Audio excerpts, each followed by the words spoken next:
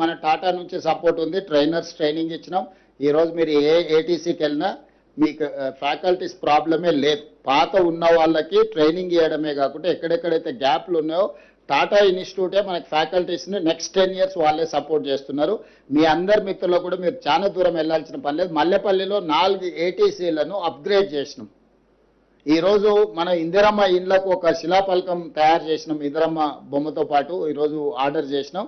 మీరు ఒక్కసారి అందరు అకాడమిక్ ఇంట్రెస్ట్లు మీ అందరికి కూడా ఏటీసీ అంటే ఏదో పాత పురాతన కాలంలో ఐటీఎల్ తీసి డీజిల్ మెకానిక్ అంబాసిడర్ కార్ల రిపేర్లు చేసేది, రంగులు గ్రీస్ పూసుకొని చూసిన కార్మికులను అట్లా అనుకుంటారు. ఇప్పుడు అంబాసిడర్ కార్ రిపేర్ చేద్దామని ఎక్కలేదు, ఫామ్ హౌస్లలో ఏమన్నా అది అందుబాటులో లేదు. సో అందుకోసమని ఇప్పుడు మొత్తం పాత కరికులంని మొత్తం రద్దు చేసి ఈ రోజు ఏది అవసరం ఉందో వాటి ప్రకారం చేసిన మీరు ఒక్కసారి అకాడమిక్ ఇంట్రెస్ట్ ఉండే మీడియా మిత్రులందరికీ కూడా, ఎందుకంటే మీరు గ్రామాలలో యువకులకు చెప్పడానికి కూడా పనికొస్తుంది. మల్లెపల్లిలో 4 ఐటీఐలను ఏటీసీల కింద కన్వర్ట్ చేసినాం. పని జరుగుతుంది, పిల్లలు చేరిండ్రు. మీరు ఒక్కసారి వెళ్ళి చూడండి. చూస్తే అక్కడ ఎంత అడ్వాన్స్ టెక్నాలజీ టాటా వాళ్ళు ఎంత గొప్పగా వాటిని నిర్వహిస్తుండ్రో మీరు చూడగలుగుతారు. ఎప్పుడైనా మీరు మా మంత్రి గారికి కూడా రిక్వెస్ట్ చేస్తే జర్నలిస్టులు అందరినీ తీసుకొని పోయి అక్కడ మిమ్మల్ని అందరినీ ఒకసారి ఫీల్డ్ విజిట్ చేయండి. అంటే ఇప్పుడు నేను ఎక్స్ప్లెయిన్ చేస్తే 10% చేయగలను. మీరు అక్కడ చూస్తే 100% మీకు అర్థమవుద్ది.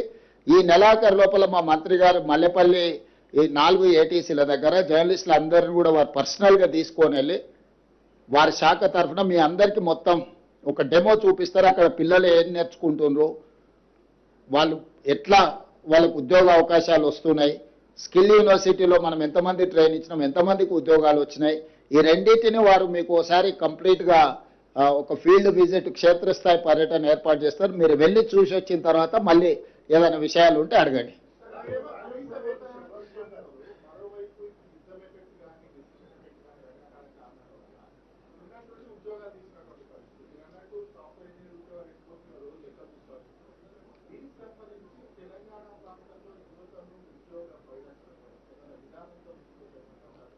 ఈ విధానమే అదే నేను చెప్పేది. అదే యుద్ధానికి లేకపోతే ద్రవ్యోల్బణానికి లేకపోతే పెట్రోలియం బేస్డ్ ఏవైతే ఉన్నాయో వాటికి సమస్య ఉంది. స్కిల్డ్ ఉన్న వాళ్ళకి సమస్య లేదు. ఒక క్రైసిస్ వచ్చినప్పుడు క్రైసిస్ను ఖచ్చితంగా మనం అడ్రస్ చేయాల్సిందే, ఫేస్ చేయాల్సిందే. సో ఈరోజు మనం యుద్ధంలో ప్రత్యక్షంగా పాల్గొనకపోయినా పరోక్షంగా దాని ప్రభావం మన మీద ఉన్నది. దేశ ప్రజలందరూ దాన్ని ఎదుర్కోవాల్సిందే. కాకపోతే ప్రతిదీ రాజకీయ కోణంలో ప్రధానమంత్రి గారు మాట్లాడుతున్నారు. ఎన్నికలు ఉన్నంతసేపు ధరలు పెంచలేదు, ఈరోజు ఉన్న పలంగా ఎవ్రీడే పెట్రోలియం ధరలు పెంచుతున్నాడు. అంటే వారికి యుద్ధమైన ప్రజల యొక్క సమస్యలైనా రాజకీయ కోణంలోనే వారు చూస్తారు. మేం కార్మికుల కోణం చూస్తాం కాబట్టి ఈరోజు కార్మికుల యొక్క సంక్షేమం కోసం ఈరోజు ఈ నిర్ణయాలన్నీ తీసుకున్నాము. ఇది నిరంతర ప్రక్రియ.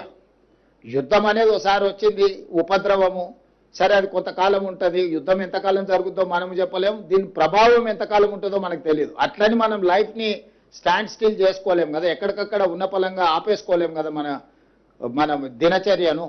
అందుకే ఈరోజు అన్ని రకాలుగా ఆలోచన చేసి భవిష్యత్తుకు అవసరమైన కార్యాచరణను తీసుకొని ముందుకు వెళ్తున్నాం.